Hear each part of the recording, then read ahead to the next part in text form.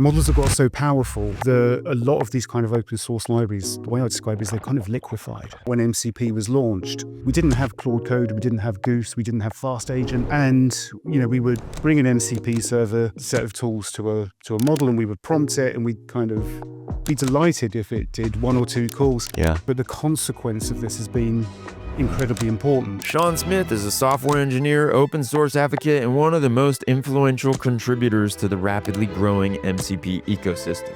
At Hugging Face, he's helped to create tools used by developers around the world to build more capable AI systems, including the Hugging Face MCP server and Fast Agent. His work focuses on making advanced AI more accessible, interoperable, and useful for the next generation of builders. It is wild when you hear most folks say, yeah, I haven't written a line of code in a while now. Ideas have become more important than just writing code. Pretty much anyone can build an LLM app in a few lines of code. In an afternoon session. Wow. So that's kind of incredibly powerful. Yeah, it's like a small door that opens up into a mansion.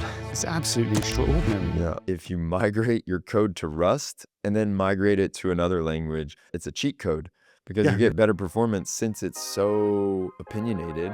Yeah. You really have to make it work with Rust. It's like New York. If you can make it with Rust, you can make it anywhere.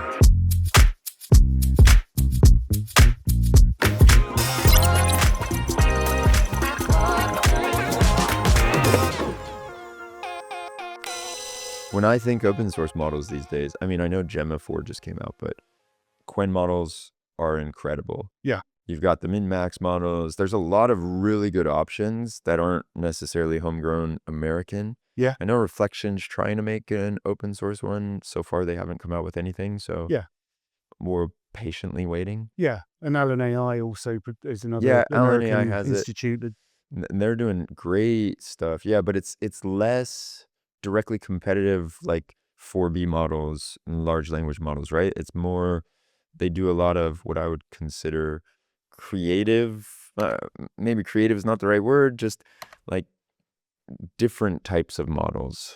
So research, I think it's an important part of progressing the industry that people actually try different approaches, produce research models and share those results with the public.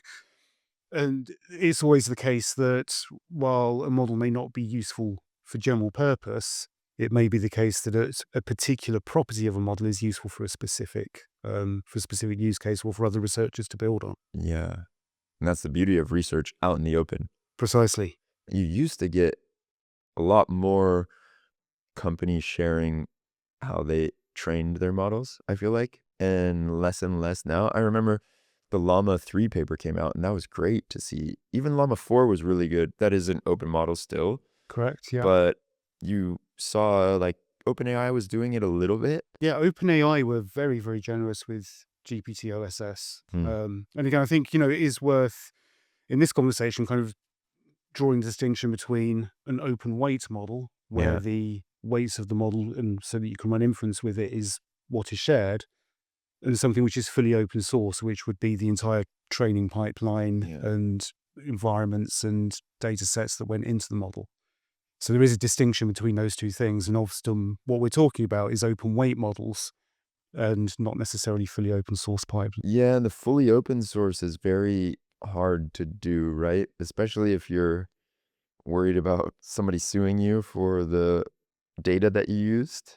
Potentially. That's one aspect to it. The other thing is the amount of, organizational effort and time it would take to also do that in a reproducible way. But certainly, we see a lot of very useful open data sets. And to your point about the research, that's also critically important, because what's happening in post-training and the kind of things that end users would be able to do with fine-tuning and customization is, massively opened up by people sharing their reinforcement learning environments. And obviously at Hugging Face, we have libraries like, TRL that help people customize models themselves. So the publishing of research and the making it accessible so that our users can can implement it and take these ideas and run with them is How much have you been going down the rabbit hole of the RL environments? a reasonable amount. I referenced this in my talk, actually. So I gave a talk at this conference. And one of the kind of opening things was that, so in terms of like a rabbit hole, not so much, but the consequence of this has been incredibly important, because if we kind of think about when MCP was launched, we didn't have Claude Code, we didn't have Goose, we didn't have Fast Agent. And, we would bring an MCP server set of tools to a model, and we would prompt it, and we'd kind of be delighted if it did one or two calls. And at the time, the Sonnet models were specifically good at being able to chain 2 or 3 tool calls together. Yeah. And with those earlier models, when we talk often a lot about skills, I'm sure it will come up in this conversation, that kind of ability for the model to navigate and ingest content and then make decisions on it wasn't actually there. And it's RL that's really given models that capability. So, placing models into an environment and rewarding them based on the right behavior and training on that means that we've now got these, incredible self-propelling tool loops where we can get 80, 90, 100 turn tool loops. And that opens up, obviously, the immense power of these coding agents. Yeah, it's funny. I remember 2 years ago at NeurIPS, RL was the huge thing again, Yep. I guess, again, because it's not like it just fell out of favor for a little bit and then came back. Yep. And you see, it became the hot thing 2 years ago, and now we're reaping the benefits of it. Yeah, absolutely. Absolutely. And again, I think one of the kind of other quite amazing things is SWE Bench, where Yeah, Sweetbench is great. yeah, exactly. And their reference agent, their mini SWE agent, is 100 lines of code with a single tool, Yeah. a freeform, not even a JSON tool, and it can get 76%, which is close to state of the art. So models using a single tool are able to score that high on SWE Bench. And I think as kind of integrators, as people building solutions and platforms, kind of understanding how the models have been trained in that way means that we can build far more efficient solutions. Well, talk to me a little bit about Fast Agent and what the inspiration was behind it. So, I mean, the inspiration behind it was it's originally a fork of a project called MCP Agent, which was a kind of an early framework. So, and again, this has changed so much over the last 12 to 14 months that previously, if you were looking to do LLM integration, you'd be kind of looking at frameworks and libraries and looking at the API surface and thinking, is this something that I can kind of work with? So That's all out the window now. Yeah, exactly. Yeah, but you'd be thinking, right, well, how is the API surface? Is this something that is easy to use? Yeah. And MCP kind of accelerated that somewhat, because with MCP, rather than building your own custom tool functions and integrating them, you kind of just had a standard way of doing this. So the kind of inspiration there was that actually, you can build on the MCP primitives and start to build some really, really complex applications. And in particular, how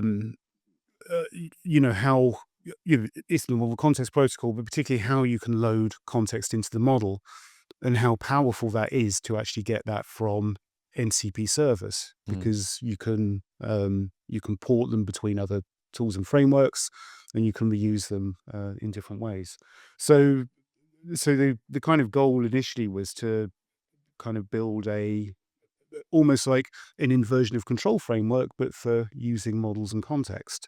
And I had specific goals in mind. So I was looking at particular use cases around kind of enterprise consulting, so regulatory impact assessment, organizational design impact.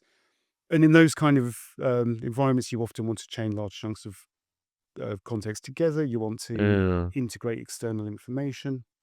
And so the whole frame was kind of designed for those sort of, I would call them low volume innovative workflows. So that was kind of where it went. And then it's become a reference platform for MCP. So full MCP specification support, including sampling, elicitations, and those things. And a very capable CLI and agents as tools or sub-agent system which let you build some quite complex applications. I'm not sure I've fully understood the becoming a reference platform. Can you explain that? Yeah, so with MCP, it's the protocol itself has got quite a large surface area. So it's split. At a high level, we talk about things being application controlled or model controlled and user controlled. And then in each of those buckets, clients and servers have different features. And of course, the thing that we're kind of most familiar with is that we have MCP servers and they supply tools, and then your LLM can call the tools. There's a lot more sophisticated features in there. So, we have resources for bringing content into the application. You can list and find that content. And a lot of MCP implementations don't necessarily support that full feature set. So for people building MCP servers, it can be quite difficult to have a reference client where you can say, right, well, I want to try sampling, or I want to rely on elicitation. And so Fast Agent's been a great platform for people to build those kind of integrations. So it makes it very, very easy to connect to MCP servers in development, and makes it very, very easy to use some of those advanced features and test them out. So it's a way for me to leverage this working well in the way that it's supposed to work and test if it is valuable for my use case. Exactly. And a good example of that is, so as part of the MCP repository, we have a server called the Everything server, which is an MCP server which contains all of these features, and you can then use all of these features. So it lets you play around with it. It's like try before you buy type thing. Yeah, precisely.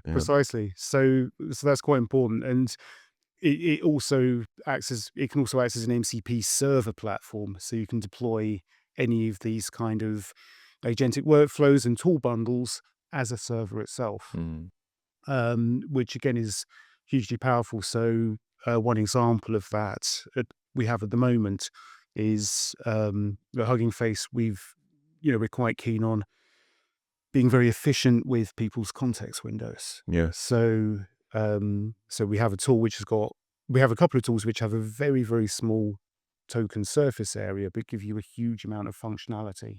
Okay. Tell me more. I like this. Yeah. So there's two that I think are probably worth talking about. And again, kind of just playing back to the previous conversation about reinforcement learning, these kind of things are now possible because of the slightly stronger models. Yeah. So the first of those is what we call our dynamic space tool. Now on Hugging Face, we've got a way for people to deploy machine learning applications. So when you see a new image generation model or an OCR model or a text generation model, quite often there'll be an application that's bundled with it, which you can go to and you can use to test the application out. And so that's a lot of fun. And we have, it's a genuinely useful environment for people to deploy applications. We have a zero GPU platform, so you can actually deploy these applications without it costing you a lot of dollars. Yeah. Right? So and you're hosting it too, right? Yeah. So we host it. The zero GPU platform lets you deploy, for example, your own image generator model, and you can then use it without incurring the huge expense of renting a GPU. Now, what the dynamic spaces does is give the user the ability through plain natural language prompting to say things like, well, I want to create an image, I want it to be photorealistic, and then we can select the appropriate machine learning model and dynamically generate calls to that model so that you can then integrate it. And you can say, I want to change the camera angle. So we know that we have low-rank adaptation models that can change the camera angle. So it will then use that. So you can paste an image URL in and say, well, I want to look at that from a bird's eye view, or I want to see the camera angle from a 45-degree image. So through a kind of very, very narrow tool surface, I think ChatGPT measured it at 45 tokens, you open up the ability to access all that's behind infinite machine learning models, infinite multimodal and textual and audio capabilities through that so that's kind of incredibly powerful. Yeah, it's like a small door that opens up into a mansion. A small door that opens up into a mansion, and you can then chain those things together because the output from one can be used for another. So because the way that we store the content. A second example of that is our new Hub query tool. So it's still labeled as experimental, but one of the great things about our users is that when they have an account, they have a certain amount of inference that they can use. And that gives us the opportunity, for example, with the new Hub query tool, again, it's a very small token surface, about 100, 150 tokens, but it lets you just do free-form queries to the Hub, and you can say, find me trending image generation models which have got a number in their name. And so that call goes to the MCP server, and then it gets routed to actually a fast agent MCP server, which generates some Python code. Yeah. So we have, at the moment, it's using GPT-OSS 120B, so it's an incredibly fast model, and the system prompt is loaded with our API surface, or a customized API surface to make it more efficient, and we generate some Python code in one shot, execute the code in a secure sandbox. We use Pydantic's Monty framework, Yeah. and then we return the results. And we return the results without post-processing them, because the LLM that called us can actually do that processing.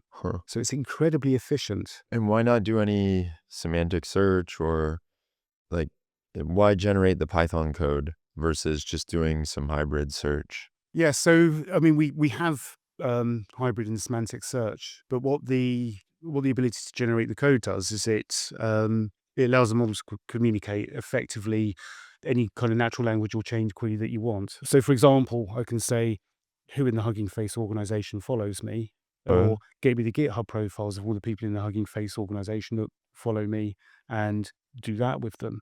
So it gives you this kind of infinite joining possibility. Yeah. Okay. Yeah. So you can really narrow down that search space, or you can make it very unique to what you're looking for. Yeah, precisely. So I can see, for example, what, I can ask in natural language terms, what models have my followers recently liked? Yeah. Which again is quite useful information and isn't something which is easily accessible through through filtering. Clicking, through clicking or filtering.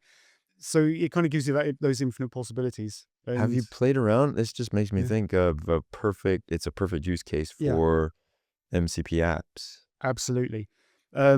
One of the reasons I'm so excited about MCP apps, so when we look at the traffic we get to the Hub, and this will probably sort of lead us to talk more about some of the agentic flows, is we see, a lot of usage from interactive applications like our own Chat UI platform, or Claude.ai, or ChatGPT. So, typically in that mode, people are accessing it through a chat interface, and they're working with the content interactively.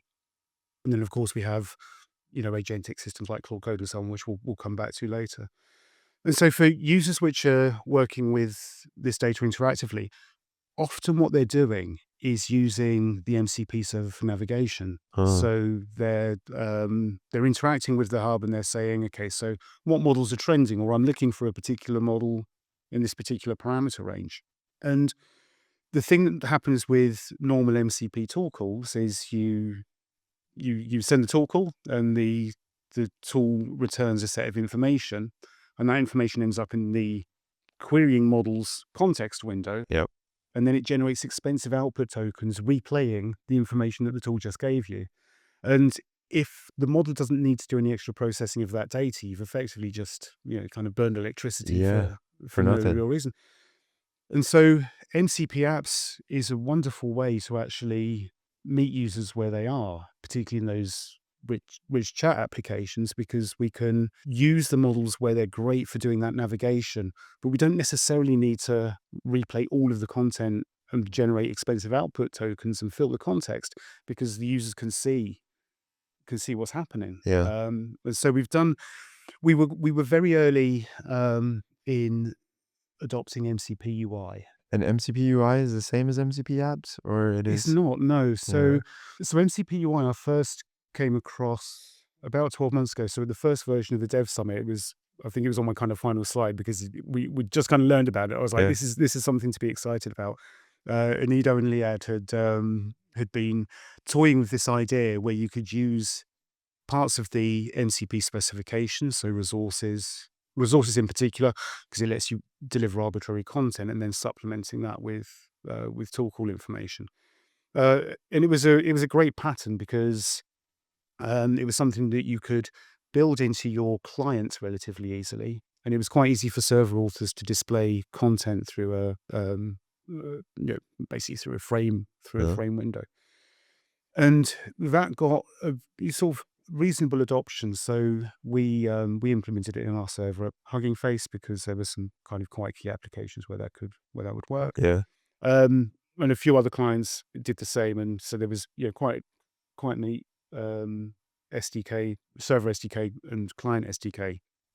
Around about that time, OpenAI launched a very similar technology called Apps SDK, Yeah. which kind of built on it, and it was a bit more restrictive. Not restrictive in a bad way, but it was far more opinionated in how you should be doing these things. Yeah. Was it just React components, right? I think it was Yeah, so it's React more or less. components, Yeah. and you needed to sort of follow a particular set of patterns, and it gave you some extra capabilities around being able to interact with the calling application and the window and so on. So it was it was a slightly different direction, and to be honest, probably for what they needed, a better fit, because it gives you more.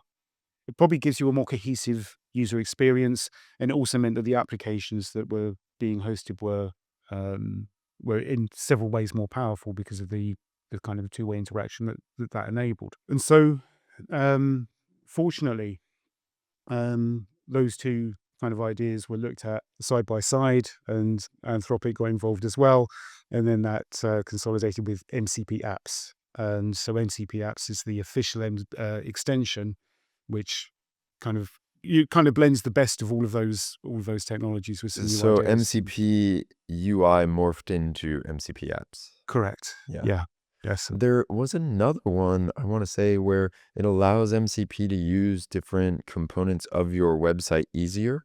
Is that WebMCP? Yeah, so WebMCP I'm not so familiar with, but I haven't played around with it enough either. Yeah, I think with WebMCP, the idea is more that you're able to interact with browser elements directly.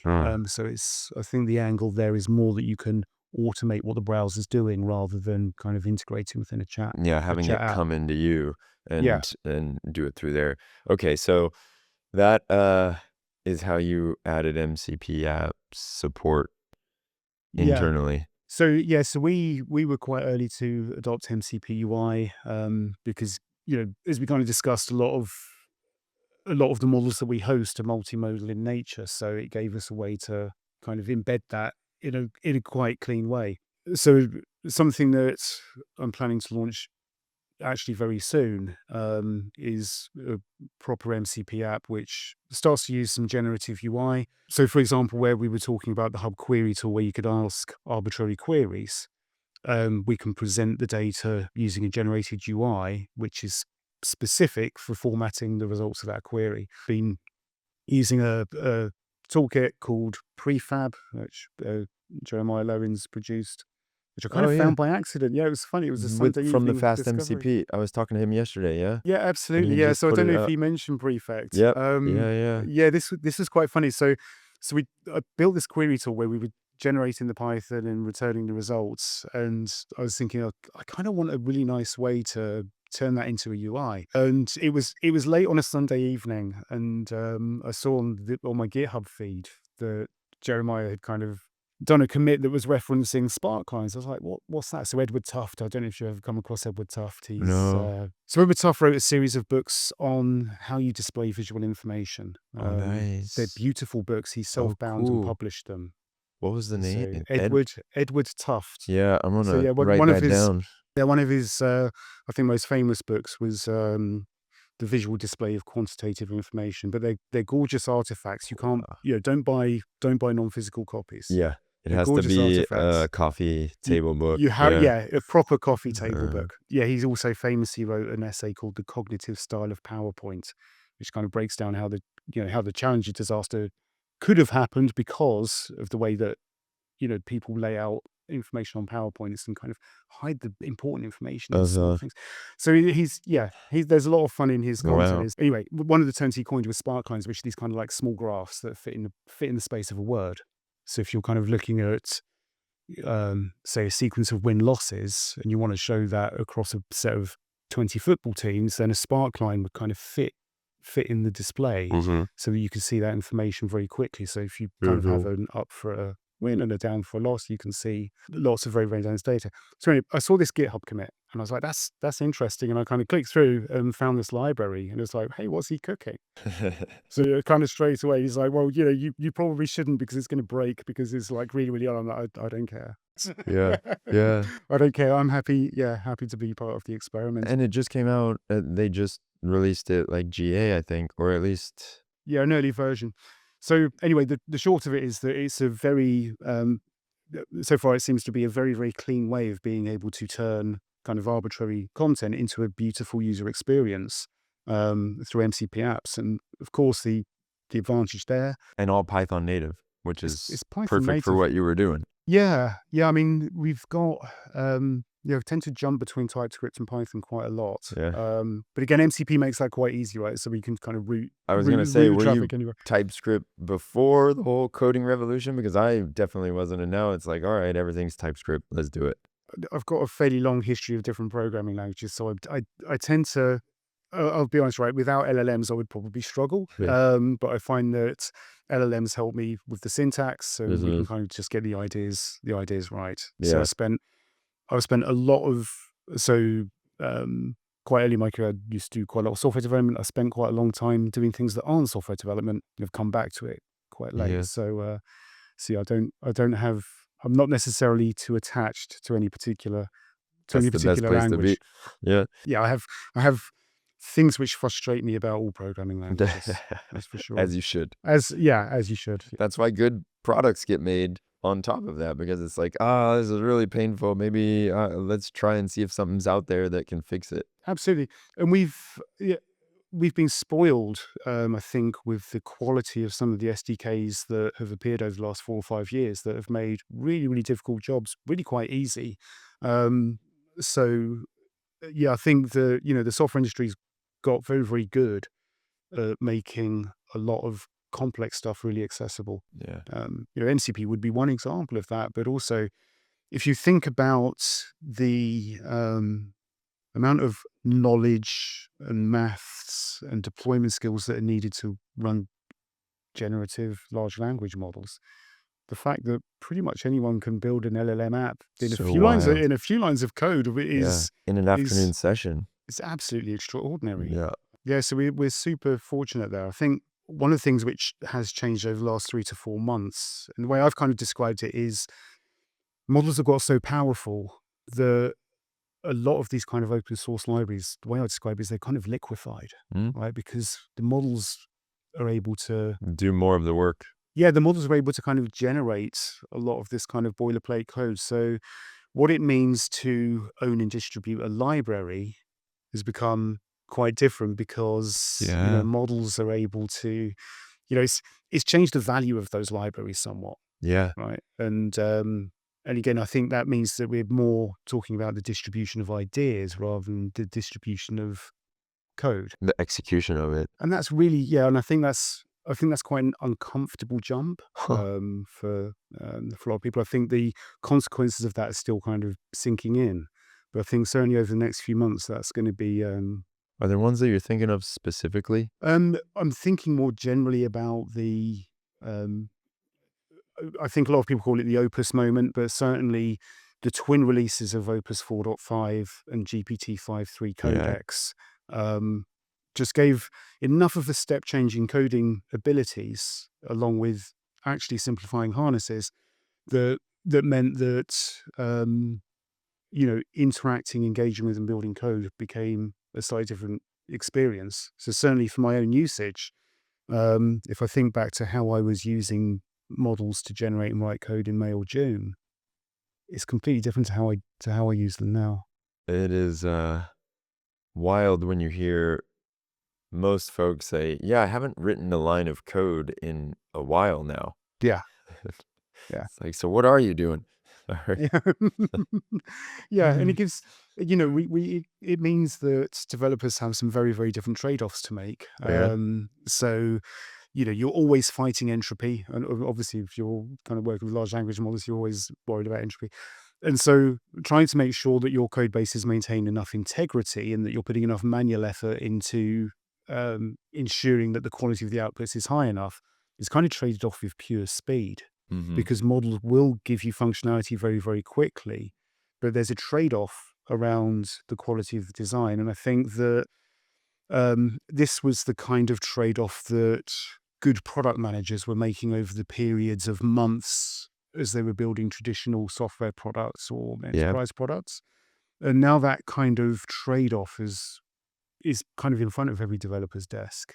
It's in your face and you have to decide it in a session. Like, Yeah, absolutely. And then, I come from a world where, we'd be making P&L business cases for whether to redesign parts of systems or to build new features. And as I say, now that kind of decision is at every developer's desk with, do I maybe push the model a bit harder and accept some design debt for the speed, or do I? It's a very, very different way of building things. And even I heard something really fascinating the other day where folks were talking about migrating and Mm-hmm. migrating from one language to the next.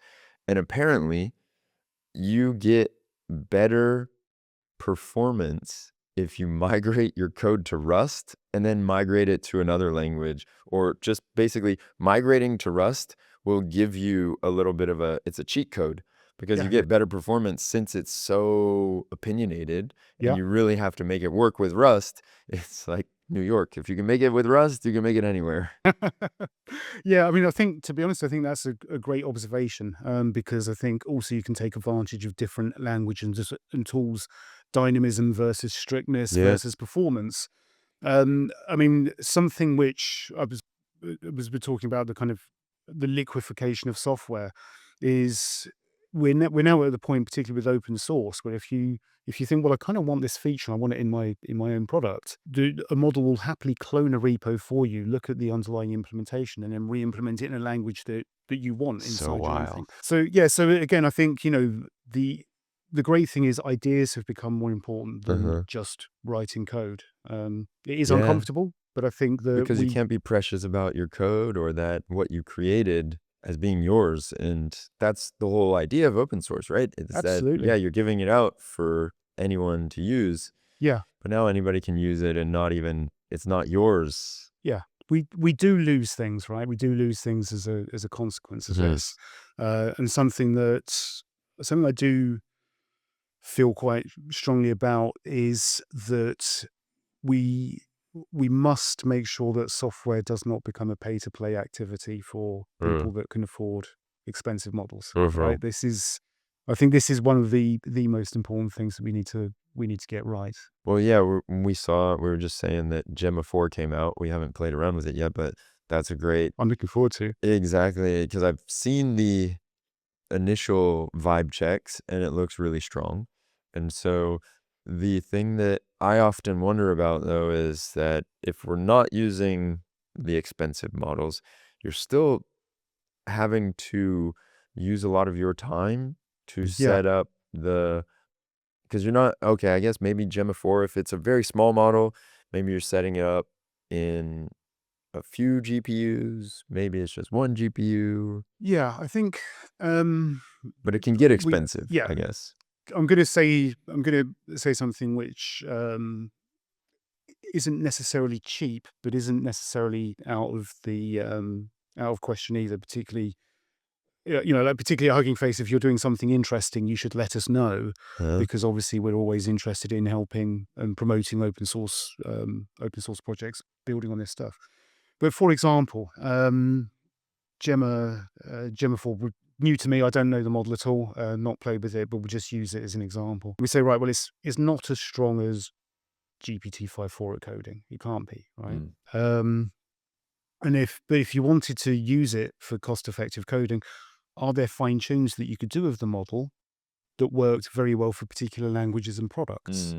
Because now you have the weights, you have the ability to change and optimize how the model works. So it could, it could easily be the case that through some application of specialization and thinking, right, well, I want to be able to write Python code cheap, or I want to Yeah. be able to port from TypeScript to Rust To cheap. Rust, yeah, and get that But lift. yeah, but that for some extra effort in the setup, to be honest, when you put that kind of effort into the setup, you can then quite easily beat state of the art because you're specializing on one particular task. So I'm quite optimistic that that those kind of techniques are opening up more and more. They're becoming more and more accessible to people. We're keen on making them very accessible to people. Let's talk about skills, because I know you're pretty passionate and you've Yeah, I probably love got them. a Yeah, few cool ones. I love chatting and hearing about folks' skills that they're getting the most bang for their buck out of, because a lot of times it's not that complex and it's just something that is a knowledge gap. Like when you tell me, here's a cool skill, I get to go implement that and it doesn't take me hours to set up. If anything, it takes me maybe a 20-minute session to yeah, create with Claude. It's just that I have to know what the skill is. yeah. So what are your most used skills these days? So I would say my most used skills, or certainly some of the most fun ones, I'm not sure they necessarily fit into the most used, was one of the, so we wrote a blog post actually that did really, really well on using Claude to train other models, right? So, I but you saw don't have that. to use Claude, right? Yeah. But it's kind of a great headline because people get massively engaged. And then did Open or Unsloth, they actually Yeah, did it. yeah, yeah, Yeah. yeah, yeah. So yeah, so we have a model trainer skill, and similar to that, uh, my colleague Merve has got some image and vision training skills, so that you can kind of fine tune and train image models. Wow. But they make it extraordinarily accessible to actually take a model and walk you through the options that you have, and then at the end of it, you end up with a model that you can run and deploy locally yourself, or you can deploy on our zero GPU infrastructure, and or classify your pets, for example, if you've Yeah. if you've trained a vision model on your pets. So people love that idea, and one of the great things about those skills is you don't need to be a machine language researcher, but you can download the skill and it will walk you through the options that you have and set up the environment. And it's amazing how You've got something running. quickly you can get something running. And yeah, you may need a little patience. You may need to sort of try one or two different things, but yeah, so the model trainer skill, great fun. People All really engage with those that. researchers that spent years of their lives learning that Yeah, now it is a skill. yeah, but we want that because the more that people experiment, the more that they learn, and the Mhm. more that it They kind of can distill contributes it into back, and skills. we kind of build more and more stuff. Um, another favorite of mine is a skill, the Hugging Face tool builder skill. And what that does is, so this is kind of, let's call it kind of like a blend of code mode and shell. Because what the skill actually does is it lets you build your own arbitrary Hugging Face tools. So our open API surface, so the API surface is, we let people create repositories or deploy models and all those kind of things, is quite large. So what the tool builder does is it helps through the shell navigate our API surface and let you build custom tools that you can then reuse or pipe together to do other things. So Oh, interesting. yeah, So you build the custom tools and then you're able to do those things that you want to do. And it's maybe I'm getting confused here. Then it's not necessarily like working with MCP. It's you have a skill that's building a custom tool. exactly. And yeah, Yeah, yeah. so maybe a regular thing that I would want to do would be to find image generation models that have been uploaded over the last 20 days, find associated papers with them and download them in Markdown, and then also put a like on the data sets that are attached to them. So the data sets would be maybe some of the training data or something else. Uh-huh. And so rather than having to spend time kind of coding your own script to do that, or very inefficiently trying to get a model to do that repeatedly, Yeah. you can use the skill to kind of navigate it and then it tests it, it puts help text in there so that models can use that So same it's repeated pattern. replicating a Precisely. certain Yeah, workflow in a way. precisely. So you can build arbitrarily complicated things that use our APIs, and it is literally arbitrarily complicated, and you end up with a tested component that's then suitable for you to use yourself or for models to use because it generates the help text, so you can feed back in and compose them with other things. So I Okay. have a lot of fun with that, right? It's Yeah, yeah, that sounds very valuable. yeah. And I was wondering, like, okay, how does this fit with the MCP server versus you create your own tool as a skill? So with MCP, I think that we're kind of still discovering how people best want to use our products and services with agents and chat UIs and those. And kind of when I kind of think about MCP, I normally think about it from three perspectives. And these perspectives all have actually quite different needs and opinions. The first is kind of from the consumer or casual perspective. So these are these could be developers. It's not just necessarily consumers, but these are people that want to quickly consume what we're doing. So they might, they might be using Claude AI, Mm. and they want to click Figma, they want to click Linear, they want to click Hugging Face, and they want to be able to interact with those services quickly and easily. They don't want to be messing around with auth, and they want a nice interactive, human-focused environment to get things done. There's enterprise, which has often similar goals to the consumer because they tend to have quite a large service area of people accessing through chat applications. But they have additional needs around auditing and all regulatory Yeah, compliance and security scanning, all that. and they're kind of it's kind of very important to them to make sure that what people are using and how it's being deployed is safe, Yeah. right? Because if you're in an enterprise, if you're giving people arbitrary shell access to computers, that you're opening up a surface that you've probably rather not. Yeah. So MCP works extremely well in those environments because it gives you that kind of Uh-huh. that right blend of security and flexibility that's kind of super important. And again, looking at kind of that easy to consume nature of, say, things like MCP apps or tool results that are Uh-huh. focused. That's great. And then the third community kind of normally think about is the kind of development and engineering community. And I kind of put myself in that bucket mostly. And our needs are really, really different, and our risk profiles are quite different. Yeah. And our desire to get the most out of the models as quickly as we can. If a new model's released, then people want to be experimenting with it straight away. Then we're much more comfortable with providing the models access to more of our computers, more of our resources, let them navigate around on file systems and so on. And so kind of between the kind of more controlled tool surface that we have with MCP and what you can do with providing access to your agents with CLIs, we're kind of trying to get that right blend. Uh-huh. But also, I think, because earlier in the conversation we were talking about the importance of reinforcement learning and the shell access.